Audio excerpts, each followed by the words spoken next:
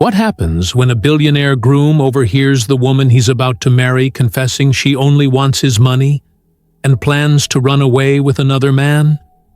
Watch as his heartbreak turns into a powerful journey of truth, betrayal, and unexpected new love that will leave you inspired.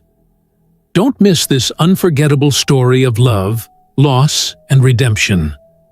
Please support our mission by subscribing to our channel. Jacob West was the kind of man everyone in Chicago talked about. Young, wildly successful, and surprisingly humble.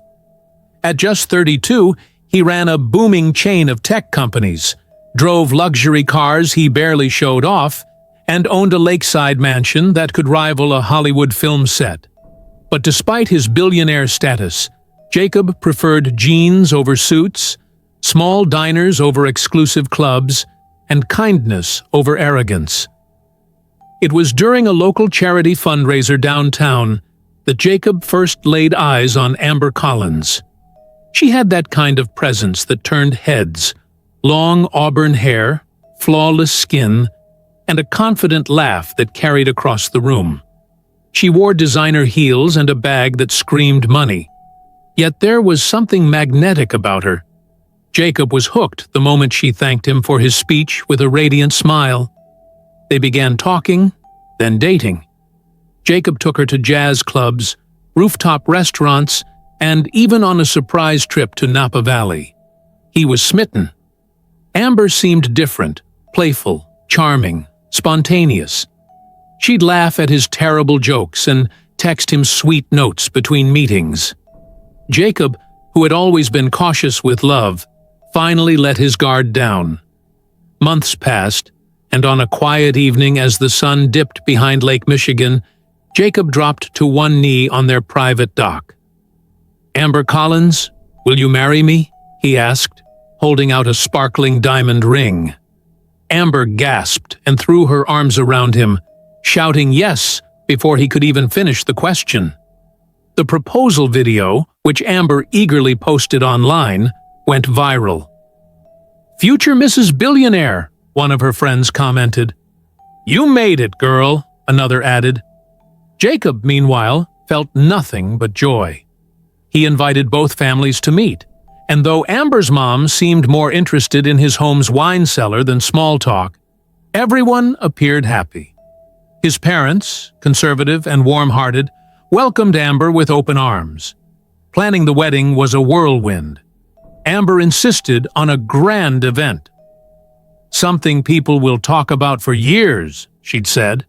Jacob agreed to it all: a custom dress, imported orchids, a live jazz band, and even a pre-wedding video shoot on a rented yacht. But as the big day neared, little things began to feel off. Amber was always glued to her phone. She'd disappear during bridal planning calls, claiming urgent hair appointments or spa emergencies. Jacob brushed it off. Weddings were stressful after all. The night before the ceremony, Jacob couldn't sleep. He was too excited, too in love. So he decided to surprise Amber at her hotel suite with roses and a note. That's when everything changed. He walked down the hallway toward her door, flowers in hand, heart racing. But just as he rounded the corner, he heard her voice, soft, flirty, and coming from the balcony. "Yeah, baby, just one more day," she giggled on the phone. "Once I'm Mrs. West, I'll get everything. After that, we'll disappear together. Jacob's just my golden ticket." Jacob froze. The flowers slid from his hands. And so did the dream of the life he thought he was about to start. Jacob didn't move. He stood frozen in the dim hotel hallway, Amber's words echoing in his ears like sirens. His chest tightened, his jaw clenched, and all the warmth he felt just minutes ago evaporated into something cold and hollow. He backed away slowly, careful not to make a sound, and turned toward the stairwell, leaving the roses behind. He reached the parking lot without really knowing how. The city lights blurred, as he sat in his car, staring blankly through the windshield. His hands gripped the steering wheel until his knuckles turned white. He didn't cry. He couldn't. It was like the betrayal had short-circuited his emotions. All he could do was replay those words. "We'll disappear together. Jacob's just my golden ticket." His phone buzzed. It was a text from his best friend and best man, Marcus. "Marcus, yo, you good? Haven't heard from you. Need help with anything?" Jacob hesitated, then typed, "Come to the car. Now." Minutes later, Marcus knocked on the window and slid into the passenger seat. One look at Jacob's pale face and trembling hands told him something was seriously wrong. "Dude, what happened?" Marcus asked, his voice low.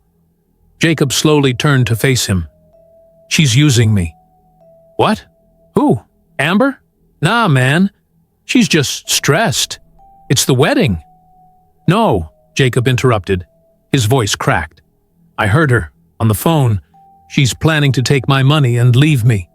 There's another guy. She's going to marry me tomorrow and run off with him." Marcus's eyes widened. "You sure you heard right?" "I stood there, Marcus, right outside her door. I heard every word. She said, 'I'm just her golden ticket.'" Silence settled in the car, thick and suffocating. Marcus let out a sharp breath and pounded the dashboard. "That lying snake. You gave her everything, bro. You treated her like royalty." Jacob just nodded. "And she played me like a fool." For a few long minutes, neither of them said a word. Then Marcus turned to him, calmer now. "So, what do you want to do?" Jacob stared at the dashboard. "I'm not going to lose it. Not tonight. Tomorrow, in front of everyone, family, friends, press, I'll end it.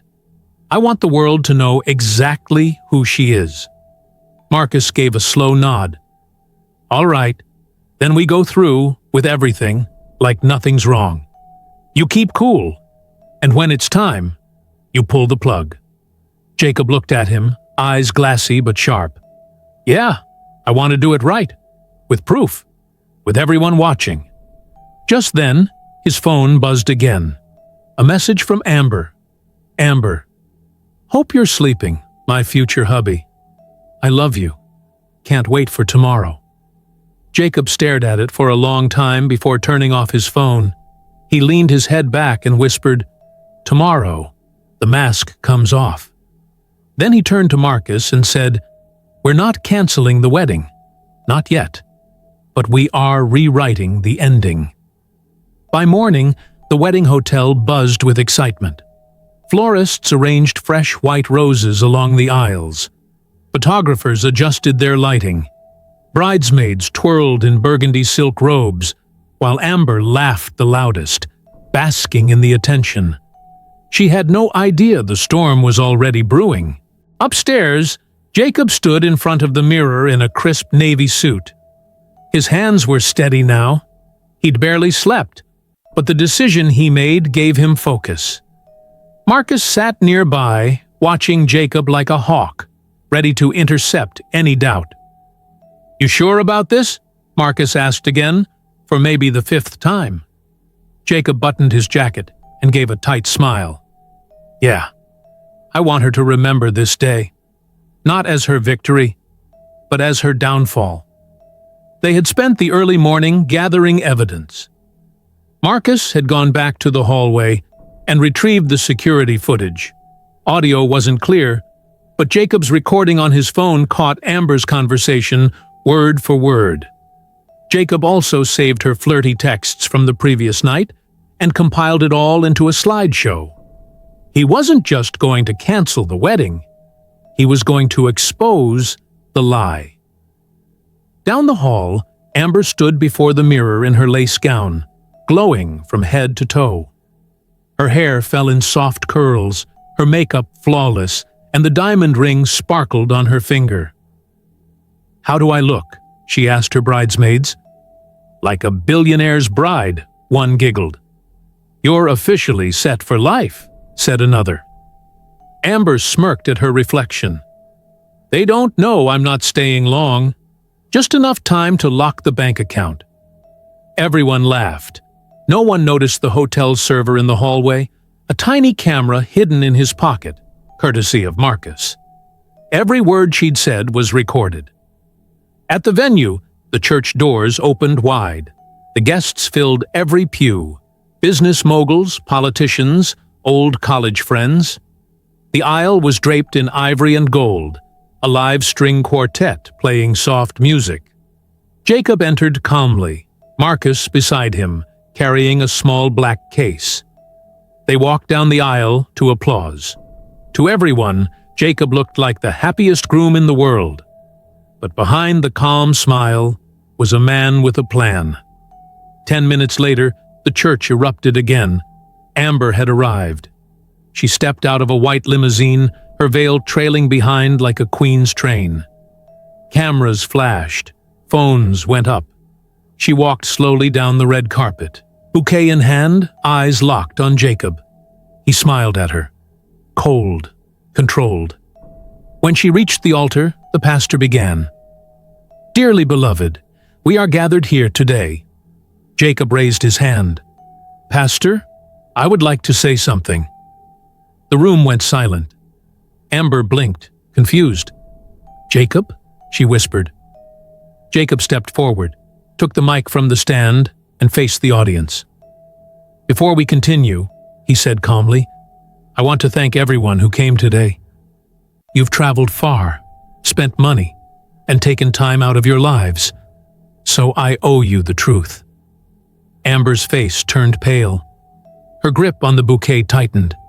Jacob turned toward her slowly. And the truth is standing right next to me. Gasps rippled through the church like a rising tide. Everyone leaned in, some curious, others confused. Jacob didn't flinch. Holding the mic, he looked Amber straight in the eye.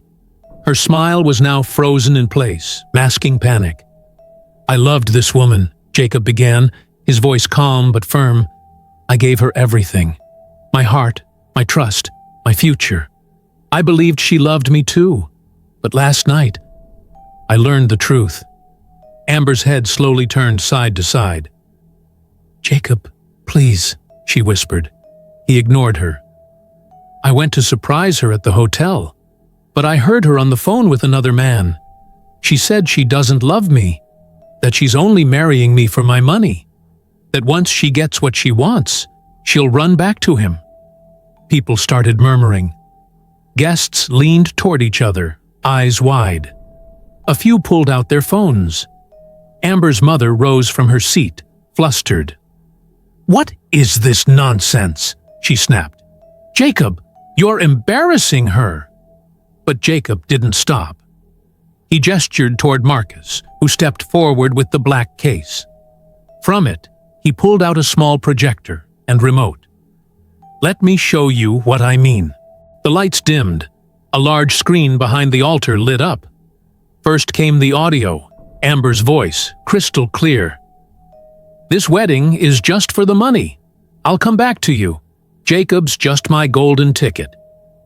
There was no mistaking her words. The guests gasped louder. Some covered their mouths. A woman in the front row whispered, "Oh, Lord, have mercy." Amber's face drained of color. No, that's taken out of context, she stammered, her voice shaking. He's twisting it. But then the video played. The clip from earlier that morning. Amber giggling with her bridesmaids. They don't know I'm not staying long, just enough to lock his bank account. Laughter followed, her voice again, clear, unedited. The crowd erupted. Jacob turned back to her. Still out of context? Amber's mouth opened, but no words came. Her hands trembled, bouquet slipping from her fingers. The pastor stepped back, speechless. I can't marry someone who sees me as nothing more than a walking ATM, Jacob said, louder now. This wedding is cancelled. A loud thud. Amber fainted. She dropped right there at the altar like a fallen statue. Bridesmaids screamed. The audience stood up in chaos. Water was rushed to her. Someone yelled, "Call 911!" But Jacob was already walking away, Marcus right behind him. In minutes, social media caught fire. Gold digger exposed. Wedding of shame. News outlets outside the church had already picked up the story. Reporters crowded the front entrance, flashing cameras and shouting questions. Amber's friends, those who cheered her on, now slipped away, faces covered, ashamed to be seen. Inside the church, Amber sat up slowly, makeup ruined, hair a mess, tears streaming. Her mother kneeled beside her, whispering, "What have you done?" But Amber didn't answer. Her world had just collapsed, and Jacob's revenge had only just begun. Jacob didn't look back. As the chaos behind him boiled over, he stepped into the cool afternoon air, slipping off his tie like a man shedding a weight he'd carried too long.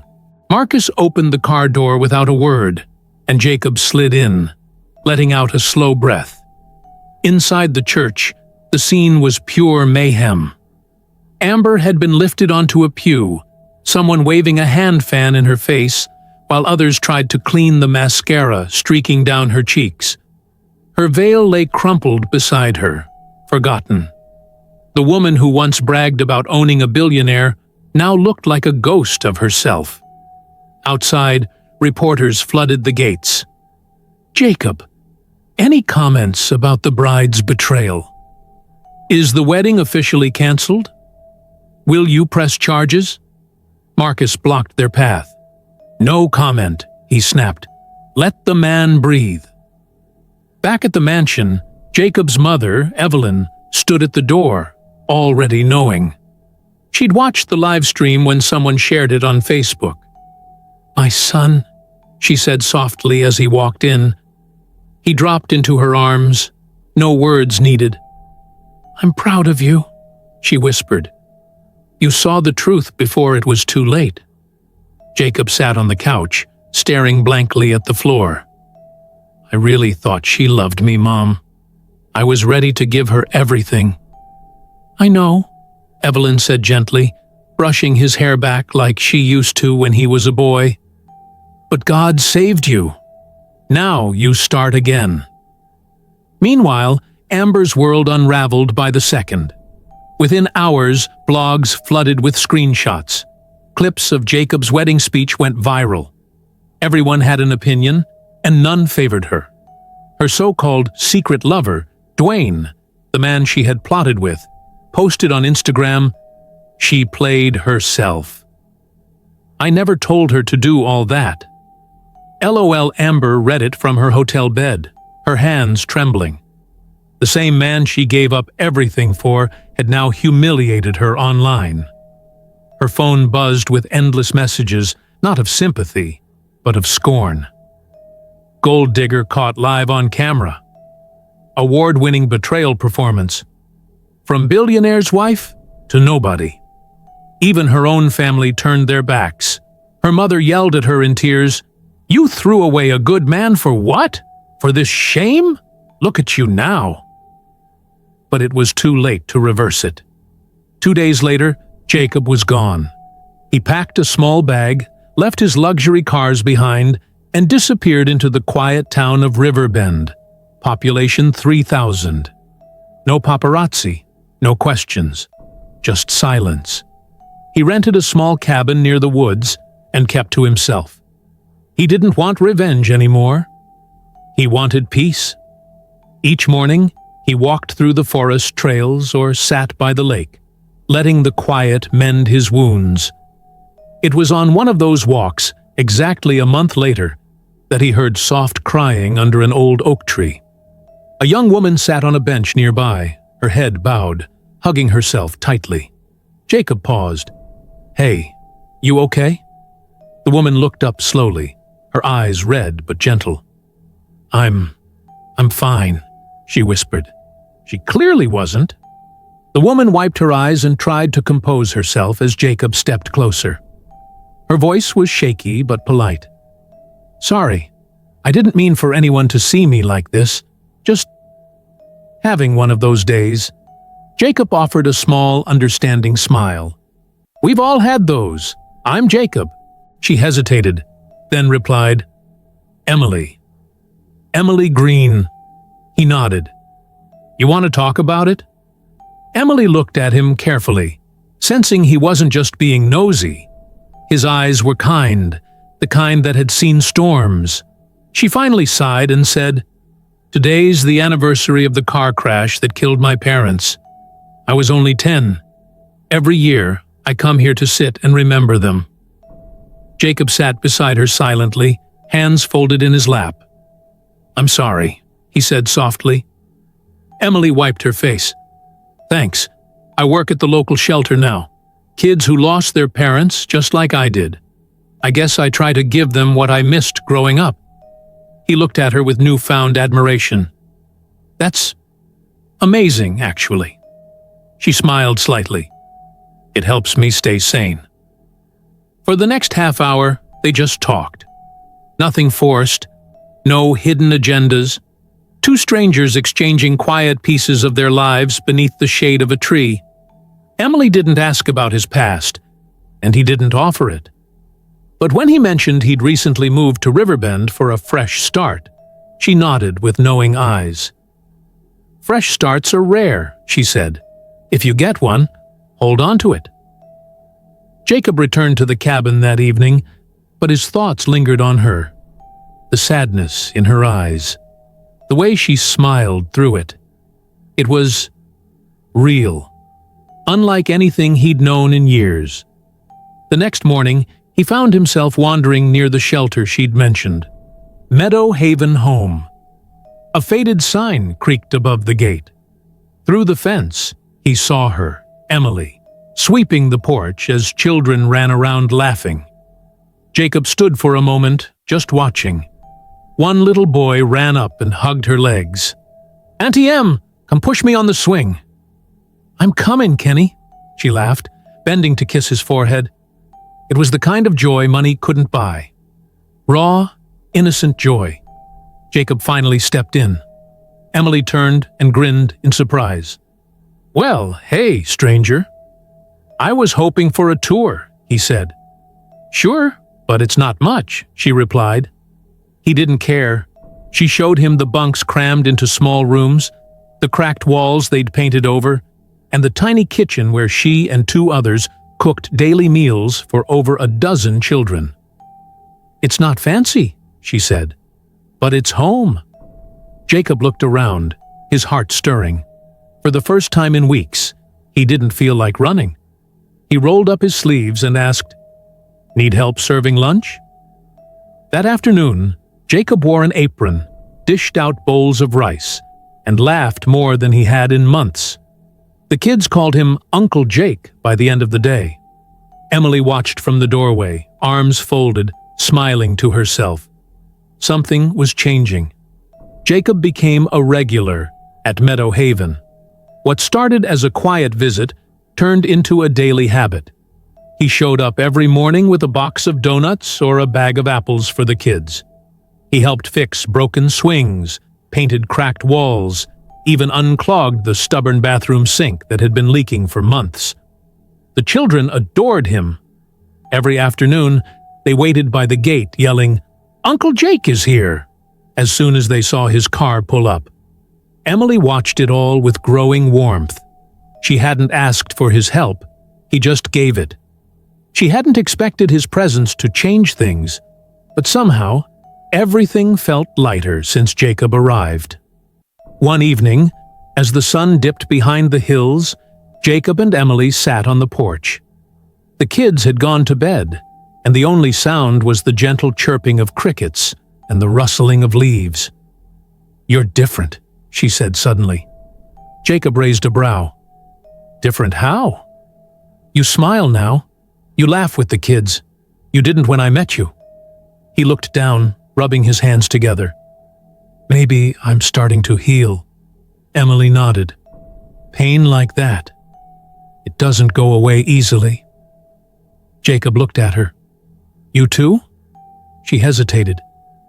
"The kids keep me going, but there's always that emptiness. I've been afraid to get close to anyone." Afraid of losing again. Jacob stared at the sky. Same. I gave my heart to someone who didn't care about it.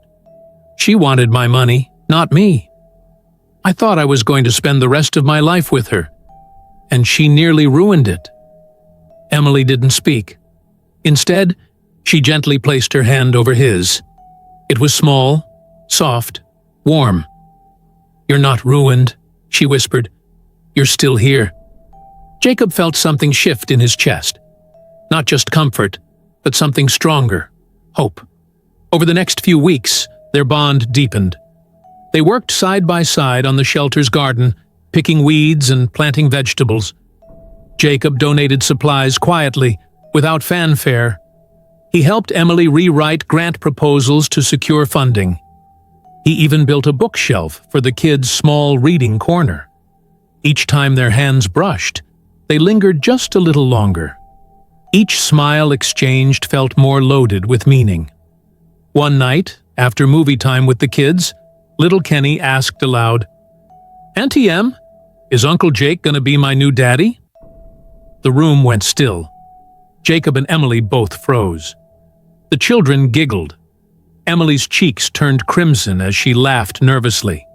"Kenny, Uncle Jake is just our friend."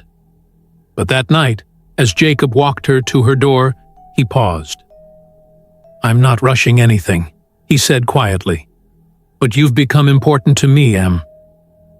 Emily met his gaze. "You too, Jake." He leaned in and gently kissed her forehead. "I'm not ready for everything, but I'm ready for something real." Emily smiled.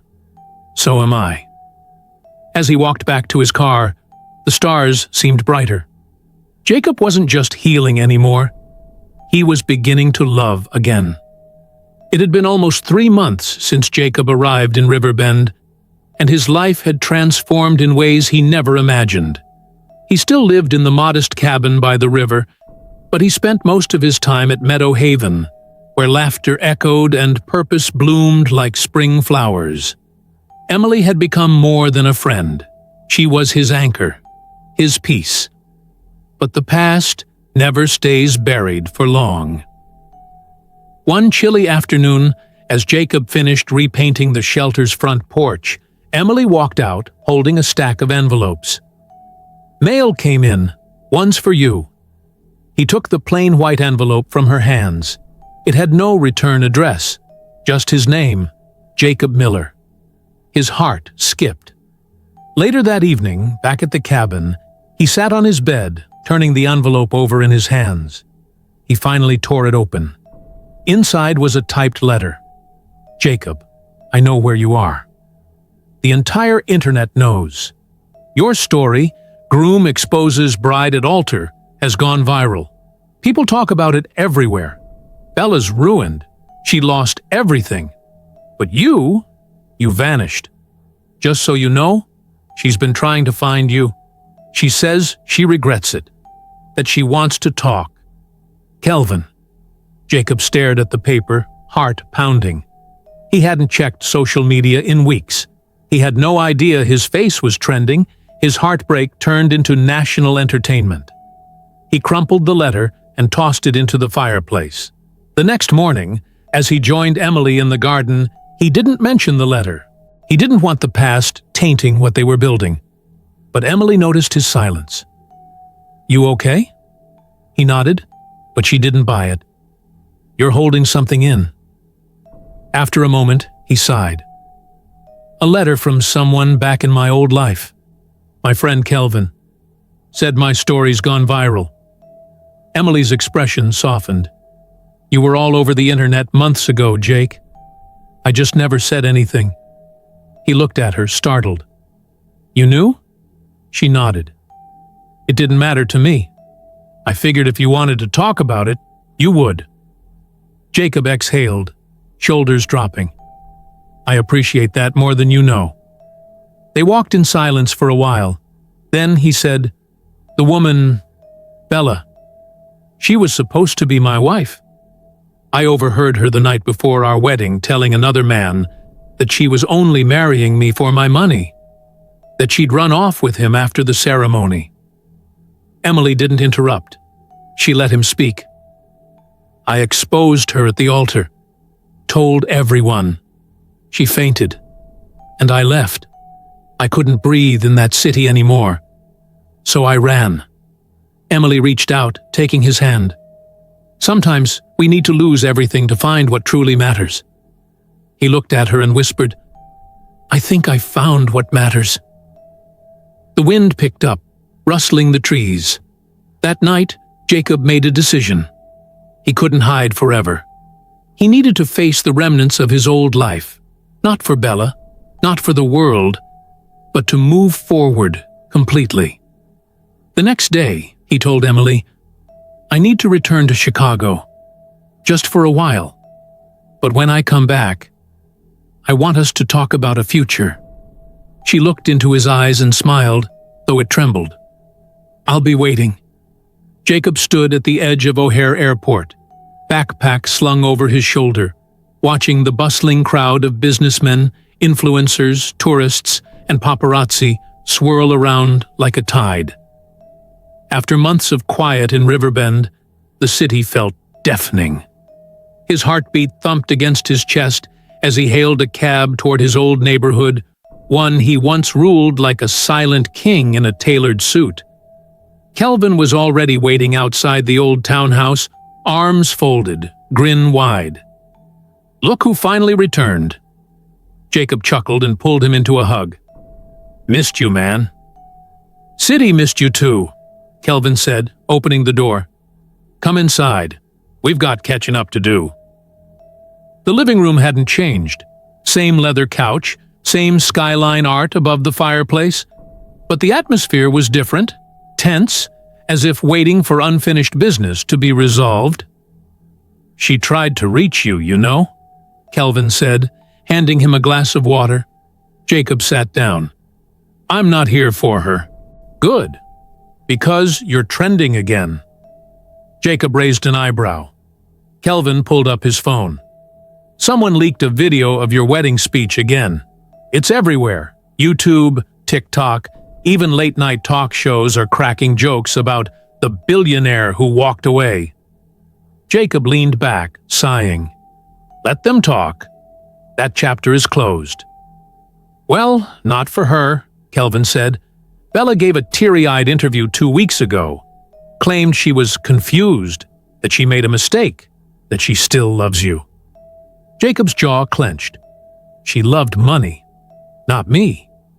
She also said she's pregnant, Kelvin added. Jacob shot up. What? Kelvin shook his head quickly. Relax, it's not yours. She's with some record producer now. Guy's loaded too. But guess what? He's already cheating on her. Whole drama's playing out like a soap opera. Jacob didn't reply. He stared at the wall for a long time, letting the truth of it all settle. Bella's greed had backfired. She hadn't just lost him. She'd lost herself. Later that evening, he visited his office building. The staff gasped when he walked in. Some clapped, some just froze. His assistant, Miranda, teared up. We thought you weren't coming back. I wasn't sure either, Jacob said.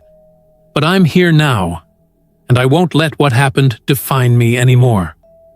He walked through the halls, remembering the man he used to be. Cold, calculated, isolated. But not anymore. By the next morning, Jacob held a press conference, not to stir drama, but to draw a line in the sand. I've returned not as a man seeking revenge, but as someone who learned to value real love and quiet peace. I was broken, yes, but I found healing where no camera reached. I'm not a scandal. I'm a survivor. And from now on, my life belongs to me, not the headlines. He ended the conference with no questions allowed. Later that evening, on his flight back to Riverbend, Jacob scrolled through his phone. Dozens of messages. Some from strangers, others from old friends, but he ignored them all. Except one. A picture from Emily. The kids at Meadow Haven had drawn a banner. Welcome home, Uncle Jake. Jacob smiled, eyes misting. He was finally going home for real this time. Jacob's plane touched down at the small Riverbend airport just as the sun was dipping below the horizon, painting the sky in warm shades of orange and pink. The peaceful town felt like a different world compared to the flashing cameras and chaotic headlines he had left behind. He stepped onto the tarmac, took a deep breath, and felt a calmness he hadn't known for months. Waiting for him was Emily, smiling warmly, arms open wide. As he walked toward her, the noise of the past seemed to fade into the background. "I'm home," he said softly. Emily smiled. "And this time, you're staying." The weeks that followed were filled with laughter and quiet moments. Jacob helped with the children at Meadow Haven, no longer hiding behind his billionaire title, but embracing a simpler, more meaningful life. Every evening, he and Emily would sit by the river, watching the stars and dreaming of the future. One golden afternoon, beneath the shade of the old mango tree where their friendship had blossomed, Jacob took Emily's hand and looked deep into her eyes. "Emily, you showed me what love really is. Not wealth, not status, just truth and kindness. I want to build a life with you, one filled with honesty and heart. Will you marry me?" Tears glistened in Emily's eyes as she nodded, her smile radiant. "Yes, Jacob, I will." Their wedding was a quiet celebration filled with close friends, the children from Meadow Haven, and the townspeople who had become family. No grand ballrooms or flashing cameras, just love, laughter, and the promise of forever. Back in Chicago, Bella's life had crumbled. After her public disgrace, she found herself alone and forgotten. The man she thought she loved had long moved on. The fortune she had chased slipped through her fingers, and the once glamorous life turned into regret and loneliness. But Bella's story was a warning, not just about greed, but about what happens when true love is betrayed. Jacob's heart had healed. The man, who once was a broken billionaire, had found peace in unexpected places. With Emily by his side, he knew the future held no more secrets or lies, only hope, second chances, and real love. As they stood together, hand in hand, the river flowing gently beside them, Jacob whispered, "Thank you for bringing me back to life." Emily squeezed his hand and smiled. "Thank you for trusting love again." And with that, a new chapter began, one written not by wealth or fame, but by the quiet strength of two hearts united. Jacob's journey reminds us that true love isn't about money or appearances. It's about honesty, trust, and genuine connection. Sometimes, life's toughest betrayals lead us to the most beautiful new beginnings. When we let go of what's false, we make space for what's real and lasting. If you enjoyed this story, please like, share, and subscribe to the channel. Don't forget to turn on the notification bell so you won't miss our next inspiring story. Share this with your friends and loved ones to spread a message about the power of true love and resilience. Thank you for watching and supporting us.